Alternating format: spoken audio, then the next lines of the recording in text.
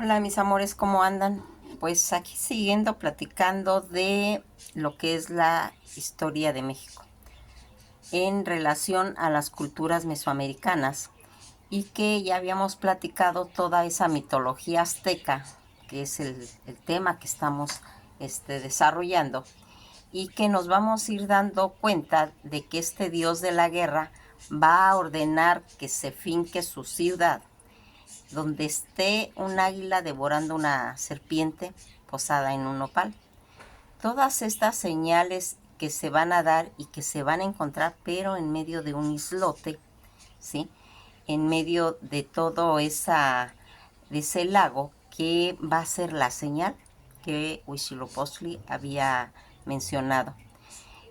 En el siglo IV, para más exacto, en 1325, se ha está difundido como ese lugar llamado Juanmistitlán, que significa lugar del águila entre nubes. Todo esto ubicado en el lago de Texcoco, donde habíamos visto que estaba rodeado de aguas saladas, ¿sí?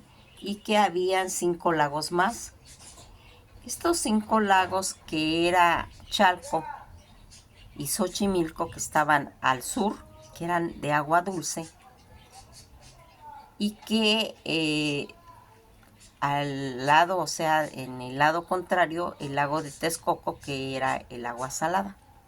Toda esta situación donde vamos a ir encontrando ese control que tenía el pueblo de estos tepanecas sobre que su capital era Escaposalco, sobre los mexicas, en los que ellos, los mexicas, van a empezar a ser el centro de la isla, se va a ser el centro ceremonial, y que alrededor de la ciudad va a estar pues planificada en forma de chinampas. Fíjense que chinampas pues viene siendo un método mesoamericano antiguo en la cultura azteca de la agricultura, donde va a hacer toda esa expansión territorial que a través de una especie de balsas cubiertas de tierra, ¿sí? Va a ir haciéndose este proyecto en el que va a hacerse por medio de estacas en con bases pues que sean las estructuras que va a dar y donde va a proyectarse el sustrato. Aquí vamos a ir viendo que esta tierra va a servir para cultivar tanto flores, verduras y frutas. Algo importante que va a darnos esa imagen de cómo se fue desarrollando a través de este proyecto de la Chinampa, un concepto así como para ampliar ese territorio en la superficie de todo ese lago de Texcoco, de la laguna del Valle de México, haciendo que México se empezara a realizar Tenochtitlán, una ciudad flotante que la van a utilizar tanto para la agricultura y ir ganando en cierta forma terreno en las aguas lacustres.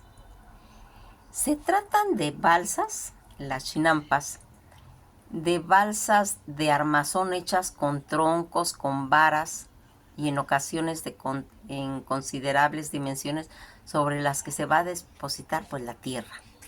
Esta tierra vegetal debidamente seleccionada con materias biodegradables, como sería pues el pasto, la hojarasca, las cáscaras y de diferentes frutas y vegetales. En las chinampas se sembraban el ajocote, que para su raíz creciera desde el agua hasta la tierra firme, toda la ribera de la laguna, tanto en arroyuelos. Luego de que el cauce creciera, sembraban diferentes cultivos de los cuales iban cosechando.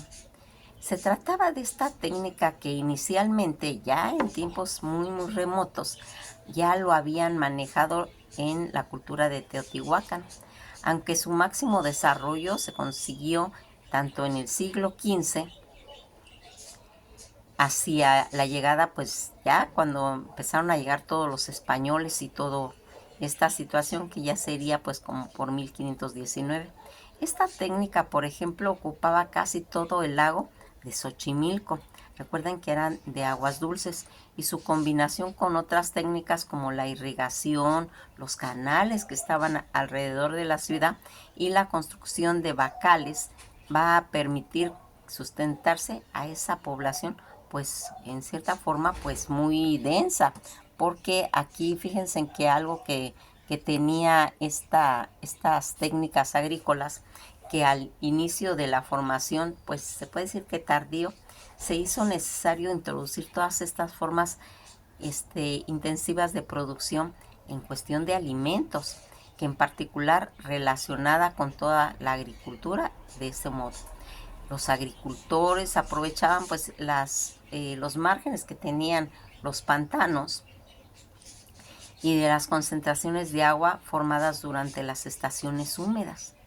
Esto va a ser muy importante, fíjense, porque a fines de obtener suelos mejores, irrigados y pues se puede decir que más ricos, pudiendo conseguir ocasionalmente pues hasta 3 cosechas al año. Esto pues realmente era espectacular, también como había ocurrido en el río Bec, que habían cultivado jardines en torno a sus casas, cotijos donde plantaron otras plantas y que requerían mayor cuidado en diversidad a sus dietas. La misma región que estamos hablando de las montañas en torno al sitio de Caracol, fueron modificados numerosas colinas con el fin de contener todas esas terrazas agrícolas que aumentaron la producción a la vez de las erosiones. Esto, si se recordarán, lo habíamos manejado mucho en la cultura en China y en Babilonia, en los jardines colgantes de Babilonia también se usaba este tipo de técnicas. Sin embargo, el carácter verdaderamente intenso de la agricultura vino en manos de los drenajes, de toda esa modificación de realizar en torno a las zonas pues acuáticas, dando lugar a esos sistemas que se le han denominado de campos levantados, de gran similitud con las chinampas del centro de México, para que nomás se den cuenta cómo se ha ido haciendo todo esta situación que consistía en toda esa concentración artificiales de tierra, limitadas tanto por canales de agua y situadas en márgenes de ríos pantanosos. Con este sistema se aseguraba pues realmente una suficiente cantidad de tierras fértiles, bien irrigadas y que a manera que no era necesario el barbecho en el trabajo como se hace en el trabajo de campo, obteniendo una producción abundante para alimentar tanto a los ocupantes del gran núcleo urbano. Fíjense en que cuando hablamos de Belice, que habíamos mencionado al río Bec, todos esos márgenes del Candelaria y otros lugares tuvieron ese sistema similar a toda asentamientos de cultura a base de las chinampas. Aquí vamos viendo cómo se va a ir haciendo eso. Fíjense en que alrededor de todas estas ciudades que se está haciendo en el lago de Texcoco, hay ciudades muy importantes, ¿sí? Entre ellas nos vemos como Azcacualco, Tenayuca, Tepeyac, Tlacopan, Coyoacán, Culhuacán, Mexicalcingo e Iztapalapa. Ya más adelante, del otro lado, que estaba Texcoco, esas ciudades y lugares sagrados en torno al lago alrededor.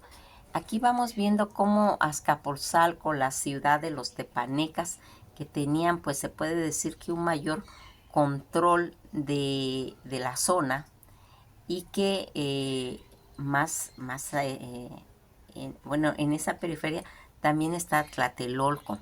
Es al norte del islote, pero que esto ocurriría en 1337, porque era un pueblo que se había separado de los mexicas antes de llegar a Texcoco, aunque se comenta que hay varias hipótesis donde decían que ellos habían llegado primero. Ya en 1376, el pueblo de los mexicas va a solicitar al pueblo de Culhuacán un gobernante, un tlatoani, de linaje que fuera tolteca y mexica, y escogieron al tlatoani Acamapistli, que va a dar en cierta forma, le va a cambiar el nombre a Tenochtitlán por su antecesor. Toda esta imagen que nosotros vamos viendo, que a través de cómo se va ubicando Tenochtitlán, va a tener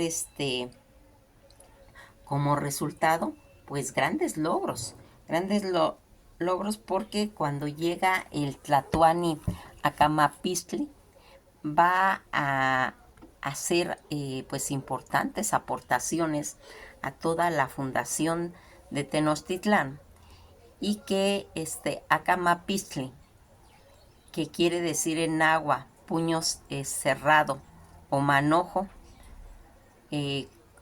puño cerrado o manojo de caña, como que agarrara una caña.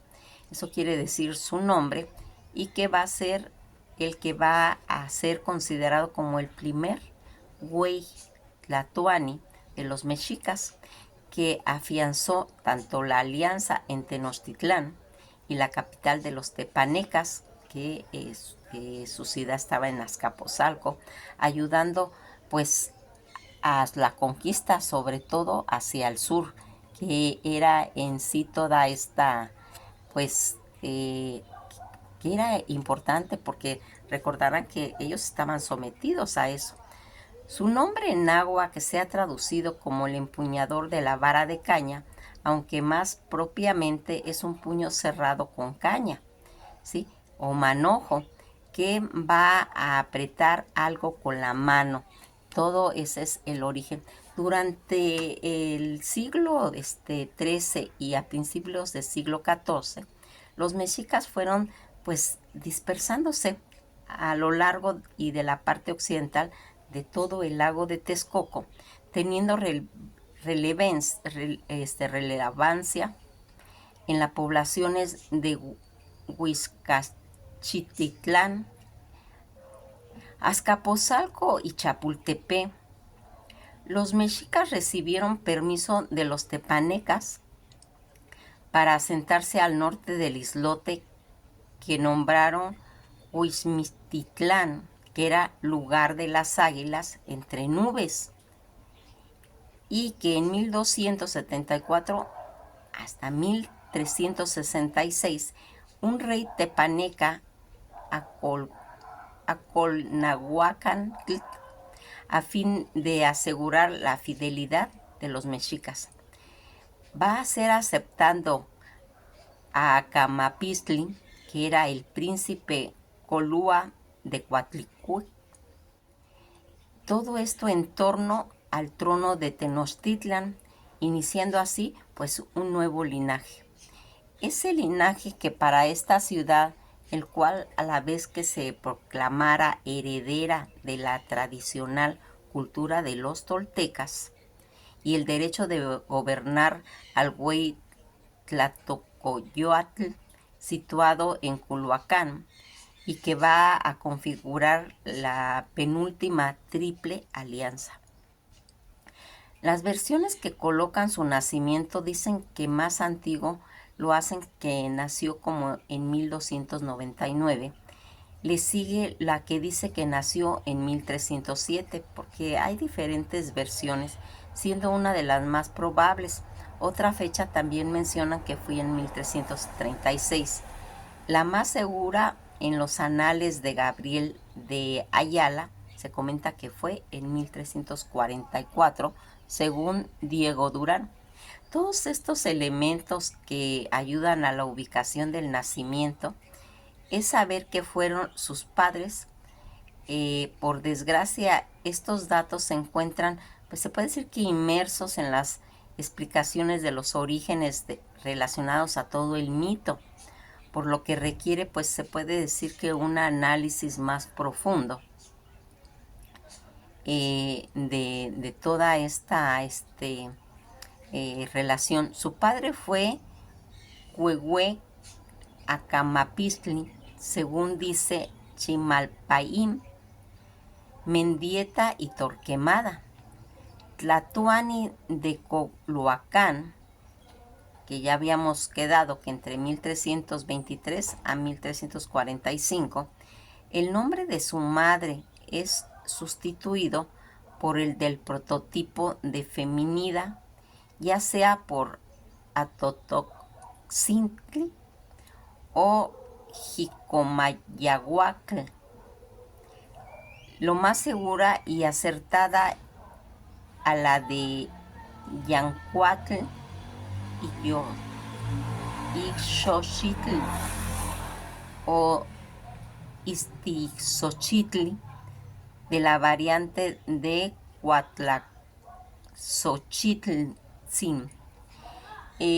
Toda esta situación en la que va a gobernar toda esa descendencia, y que hay que recordar que los soberanos mexicas tenían diversas esposas. Por ejemplo, comenta Torquemada, dice que el Tezcatlamihuatl era su esposa principal.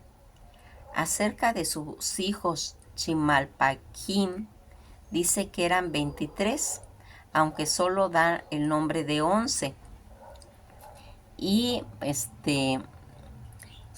se va enumerando. Dicen que el primero era Coatlecoacuatl, el segundo Exahuatzin, el tercero Ometoxitzin, señor de Toyán, el cuarto Totlacitlin, que se casó con el señor de Toyán, Giloyoxitzin, el quinto Citlacohuatzin, el sexto Macuatzin, el séptimo Izcoatltzin, Tlatoani, que sería de Tenochtitlán, el octavo Huehuetzaca, el noveno Tetlapaquetzac, el décimo Yoatlacin y el onceavo Izcoatlatoc. Considerablemente eran diversas fuentes y señales en las que van mencionando pues estos nombres, y que consistía pues en diversas fuentes señaladas de que les van cambiando el nombre a cada uno de los hijos, porque ya les dije que pues habían más hijos y que no se mencionan, como Chalchihuatlatonac. De este último se dice que fue el primer señor de Coyoacán. Más adelante vamos viendo cómo su gobierno, aunque Acamapistli fue elegido por los Iguacuatl en 1366, que fue el Tlatoani que habíamos mencionado, que habían pedido al pueblo de Culhuacán, descendiente de toltecas y nahuas. Esta ceremonia se realizó para llevar el título de Tlatoani Tlacatecatl. En el curso de su reinado no vaciló en unirse con los tepanecas en sus guerras, y así en 1376 contra los chalcas, que van a iniciar las primeras Xochitl, que durarían 40 años.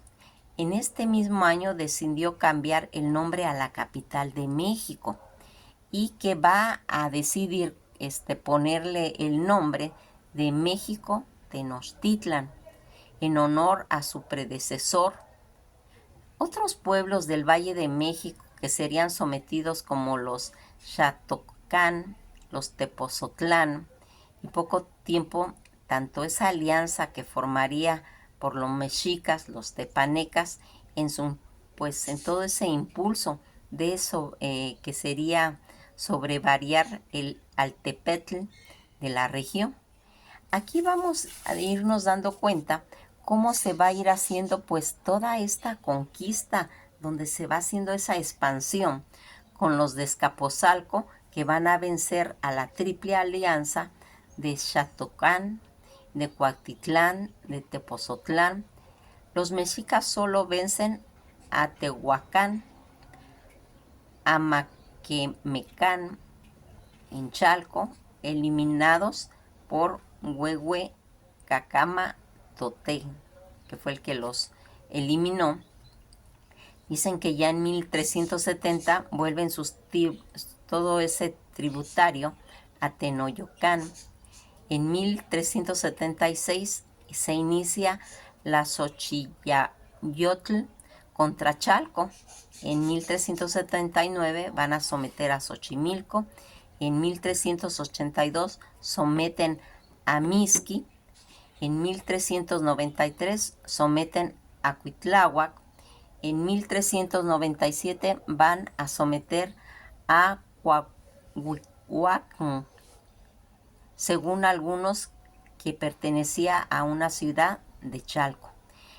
Todas estas situaciones que nosotros hemos ido mencionando y que realmente se puede decir que es de suma importancia, porque fíjense en que cuando nosotros nos vamos pues familiarizando con toda esta trayectoria de expansión que va a tener pues una gran trascendencia,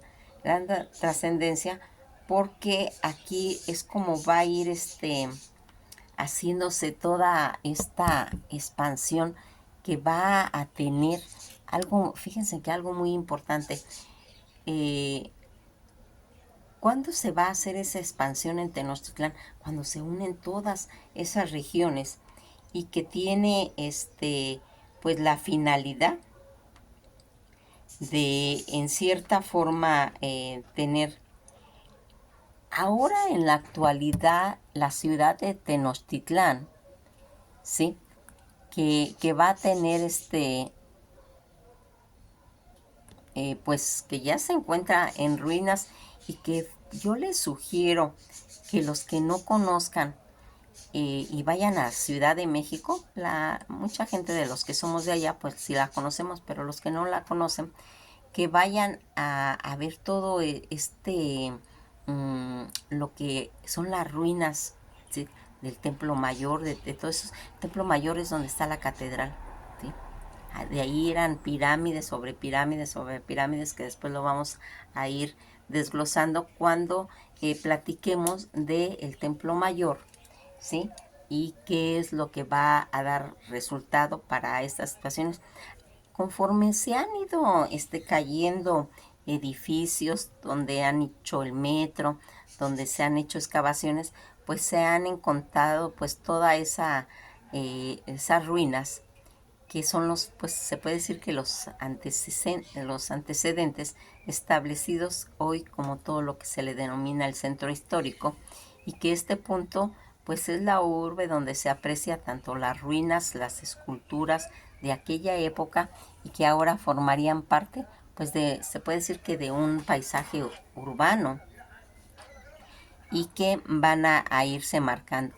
Las 4 calzadas de Tenochtitlan, que nosotros habíamos comentado, que ya ven que se va a hacer primero el centro, se van a ir haciendo las ciudades alrededor, y va a estar también por los lagos, que va a ser una de las formas de poderse introducir a la ciudad. Ahora en la actualidad, dichas calzadas que todavía lo hacen sobre los ejes principales de esta moderna Ciudad de México, que queda como la ribera, la ribera de San Cosme, hacia el oeste, la otra calzada, que es la calzada de Guadalupe, hacia el norte, hacia el sur, que está la calzada de Iztapalapa, que actualmente es conocida como la calzada de San Antonio Abad. Eso ya sería pues al ir pasando el tiempo y qué se va a ir haciendo. Fíjense en que estas pirámides, todas estas ciudades, todas estas templos mayores que vamos a ir comentando y que va a tener pues esa grandeza de que nosotros podamos tener una imagen clara de lo que era Tenochtitlan, ese lugar de Tenoch, Tuna, que quiere decir tuna de piedra, que se va a fundar toda esta isla alrededor de ese lago de Texcoco. Como mencionamos en 1325, cuando los antepasados de los mexicas van a ver el águila posada en el nopal, siendo el origen en la actualidad del escudo nacional. Nos quedamos hasta aquí y pues esperamos que tengan a bien ir siguiendo la secuencia para que tengamos una idea de la grandeza, de nuestra gran Tenochtitlan, que nada más mencionarla, hagan de cuenta que se nos eriza la piel, ¿sí? Porque embarga una emoción hablar del origen de México, ¿sí? Y cuando tocamos ese punto que es la cultura azteca, de plano es un deleite saber. Tal vez nos cueste trabajo un poquito, pues ir mencionando los nombres porque están en náhuatl, ¿sí? Pero fíjense en que aquí hay una cosa que no debemos de perder esa visión. Todos, todos los que somos de México, casi podemos pronunciar bien, ¿sí? Ese náhuatl. Eh, Nuestra lengua como que tiene la facilidad de mencionar esas terminaciones del origen de estas palabras nahuatlacas y que va haciendo la belleza del origen de la gran Tenochtitlan. Que pasen una bella tarde y nos veremos en el próximo video.